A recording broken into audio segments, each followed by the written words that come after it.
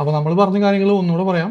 ഒരു കാര്യം പറഞ്ഞത്, പണ്ടെങ്ങോ കേരളം ഭയങ്കര നല്ല നാടായിരുന്നു, അന്ന് അക്രമങ്ങളൊന്നും ഉണ്ടായിരുന്നില്ല, പിള്ളേർ പോലും അങ്ങനെ കുറ്റകൃത്യങ്ങളിൽ ഏർപ്പെട്ടിരുന്നില്ല എന്നൊക്കെ ഒരു വാദം ഉണ്ടായിരുന്നു. ആ വാദത്തിന് നമ്മൾ ഡാറ്റ കണ്ടല്ലോ. അപ്പോൾ ഡാറ്റ അനുസരിച്ചിട്ട് കുട്ടികളുടെ കുറ്റകൃത്യങ്ങൾ കുറയാണ്.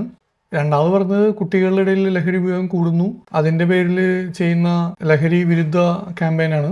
ഈ പിള്ളേരിൽ ലഹരി ഉപയോഗം കൂടുന്നുണ്ടോ എന്ന് അറിയാൻ വേണ്ടിയിട്ടുള്ള ഡാറ്റ നമ്മൾ എടുത്തില്ല. പക്ഷെ എന്നാലും ഈ ലഹരിക്കെതിരെയുള്ള പരിപാടികൾ നല്ലതാണ്, ലഹരി ഉപയോഗം ഉണ്ടെങ്കിലും ഇല്ലെങ്കിലും.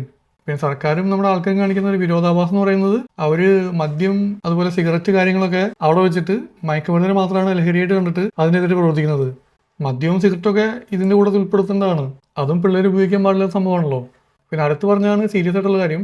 അതായത് ഇപ്പോഴത്തെ ട്രെൻഡ് അനുസരിച്ചിട്ട് എല്ലാ പിള്ളേരും ഈ ലഹരിക്ക് അടിമകളാണ്, കുറ്റവാളികളാണ്, അല്ലെങ്കിൽ അവർ തരം കിട്ടിയതിൽ പ്രശ്നം ഉണ്ടാക്കുന്ന തരത്തിലുള്ള റീൽസും കാര്യങ്ങളൊക്കെ, ആ ഒരു പൊതുബോധം തിരിച്ചടിക്കാനേ സാധ്യതയുള്ളൂ. ഇപ്പൊ തന്നെ പിള്ളേർ പ്ലസ് ടു കഴിയുമ്പോഴേ പെട്ടിങ്ങിടക്കെടുത്ത് നാട് വിടുകയാണ്, ഇനി തിരിച്ചു വരുന്നില്ല എന്ന് പറഞ്ഞിട്ട്. ഈ വക പ്രത്യേകിച്ച് അടിസ്ഥാനമില്ലാത്ത പ്രചാരണം കൂടി ആയി കഴിഞ്ഞാൽ പിള്ളേർക്ക് നാട് വെറുത്തു പോകും. അവന്മാര് ചിലപ്പോൾ പ്ലസ് ടു കഴിഞ്ഞേക്കാൾ മുന്നേ തന്നെ ഇന്ത്യ വിട്ടു പോകും.